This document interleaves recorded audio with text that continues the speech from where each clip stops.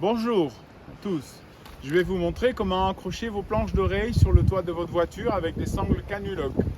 D'abord je vais vous montrer pour une seule planche, ce que je vous recommande, puis ensuite pour deux planches empilées l'une sur l'autre. Le mieux c'est de préparer vos sangles avant, surtout si vous êtes seul pour le faire. Une et deux. Voilà.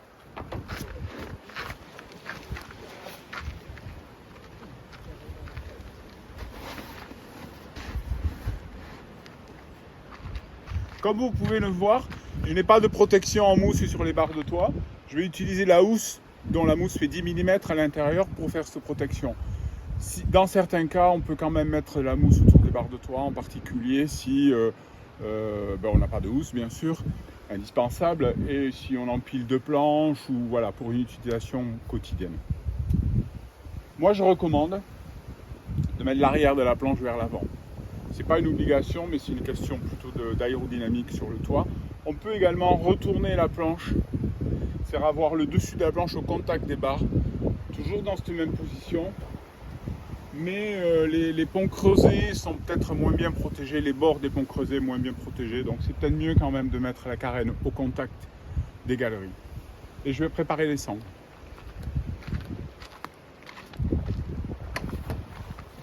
Donc bien sûr, je ne balance pas de l'autre côté la boucle, elle est quand même assez lourde et pourrait casser une vitre. Je balance seulement la sangle.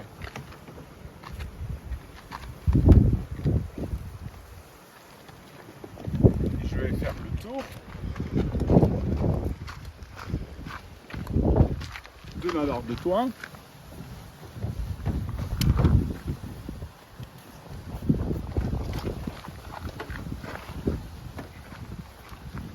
Hop, je retourne de l'autre côté.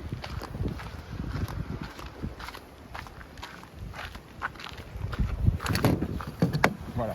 La boucle Canulock doit être en position ici latérale, sur le côté de la planche. Et uniquement dans ce sens. Vous ne devez pas vous la trouver dans ce sens. C'est-à-dire, par exemple, je l'ai déjà vu plusieurs fois, la boucle serait ici. Vous voyez ? Et essayez de l'accrocher ici, ça ne fonctionnera pas. C'est important que ce soit comme ceci. Je m'assure que ma sangle n'est pas vrillée. Je viens faire le tour ici de mon support de galerie. Moi j'aime bien faire ça. C'est une sécurité, si on peut, hein. Effectivement on a ces barres parallèles. C'est beaucoup mieux, effectivement c'est une sécurité. Comme ça la planche est accrochée sur cette barre et non pas simplement sur la barre de toiture ici. Voilà. J'ai passé ma sangle. Toujours pareil, faire attention qu'elle ne soit pas vrillée. Sinon, si elle est vrillée ici à cet endroit, on n'arrivera pas à fermer à clé ici. Voilà. Je la décale à chaque fois pour que ma boucle se trouve bien sur le côté. Voilà. Et là, je serre légèrement. Ça ne sert à rien de serrer comme un malade, honnêtement. Voilà. Et ensuite, l'excédent de sangle, je viens l'entourer ici. Jusqu'à faire une boucle, une demi-boucle, puis une seconde. Et là, à ce stade, je tire bien ici mon loquet et je peux venir fermer à clé la Canulock. Tant qu'on y est, je vais parler des longueurs des Canulock.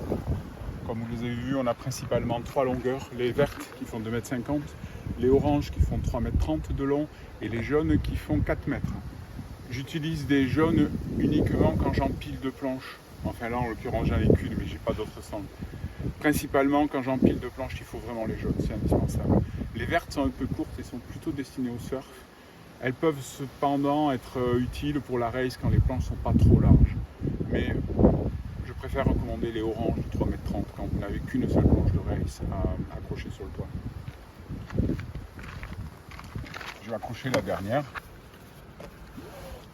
Voilà. Donc si on n'a pas de barre à jouer, eh bien on fait le tour par le dessous de la barre horizontale. Tout simplement.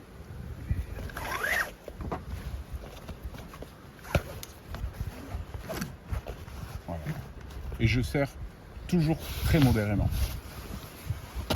Et là, je fais le tour ici de ma barre horizontale.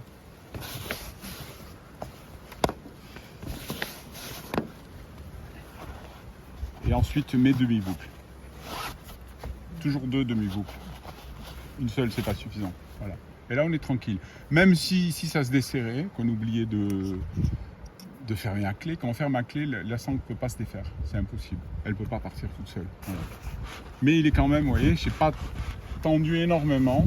C'est quand même pas inutile dans un long trajet de s'arrêter au bout de quelques kilomètres pour vérifier quand même ses sangles. Voilà.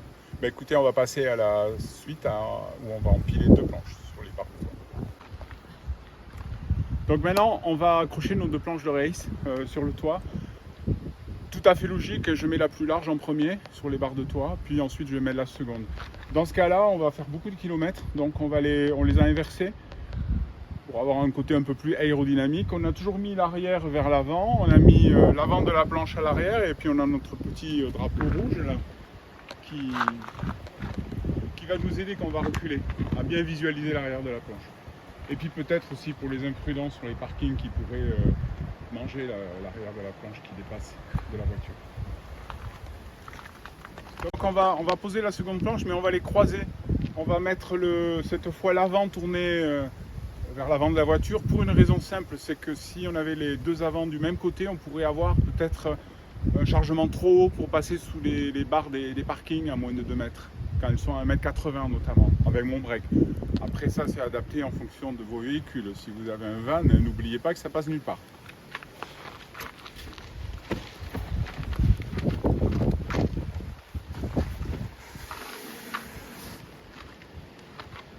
Voilà. J'ai mis donc bien sûr de nouveau le pont au contact de la carène pour que les 2 courbes s'épousent bien. Je ne suis pas un fan de mettre les carènes contre carènes. Pourquoi? Parce que si on serre trop fort sur les sangles, je l'ai déjà vu, j'ai vu des planches pliées. Parce que déjà on serrait trop fort avec les canulox, ce qui ne sert à rien, mais carène contre carène, on a 2 courbures qui s'opposent et qui risquent, une des 2 planches peut vraiment fissurer. J'aligne bien. Voilà. Et je prépare mes sangles comme la fois précédente.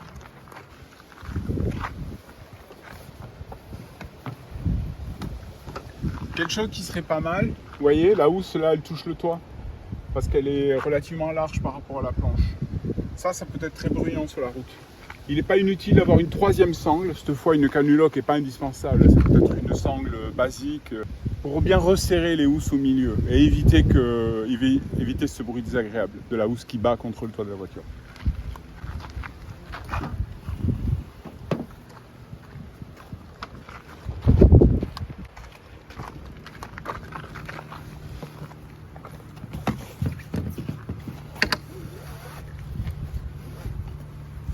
Voilà, de la même manière, la boucle sur le flanc des 2 planches.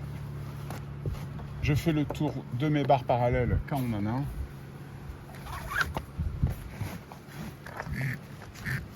Voilà.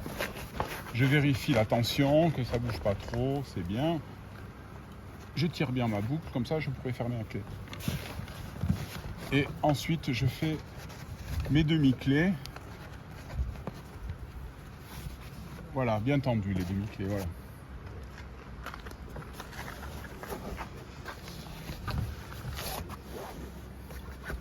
Sans les barres.